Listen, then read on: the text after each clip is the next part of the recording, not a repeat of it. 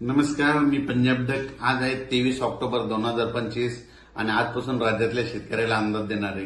राज्यामध्ये आता पाऊस पडणार की नाही, पण राज्यामध्ये आज 23 ऑक्टोबर पासून बऱ्याच ठिकाणी राज्यात पावसाला सुरुवात होणार आहे. आणि आज नेमका पाऊस कुठे सुरू होणार आहे? आज लातूर जिल्हा झालं, नांदेड जिल्हा झालं, त्याच्यानंतर परभणी जिल्हा झालं, धाराशिव जिल्हा झालं, सोलापूर जिल्हा, सातारा, सांगली, कोल्हापूर या पट्ट्यामध्ये आज मध्यरात्री त्याला पावसाला सुरुवात होईल म्हणून हे अंदाज लक्षात येतात. पण 24 तारखेपासून ते 30 तारखेपर्यंत राज्यात दररोज वेगवेगळ्या भागात विखुरलेल्या स्वरूपाचा काही ठिकाणी जोरात पाऊस पडणार आहे, कुठे रिमझिम पडणार आहे, काही ना सोडून देणार आहे म्हणून हा अंदाज लक्षात येतात.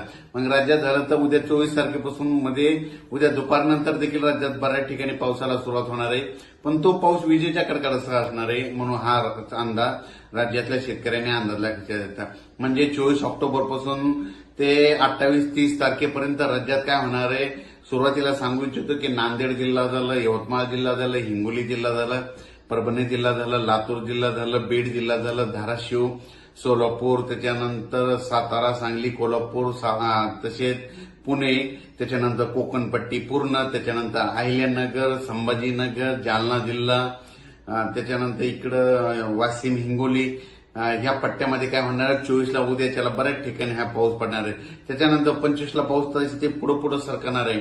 मग त्याच्यानंतर तो पाऊस काय होणार? नाशिक, जळगाव, बुलढाणा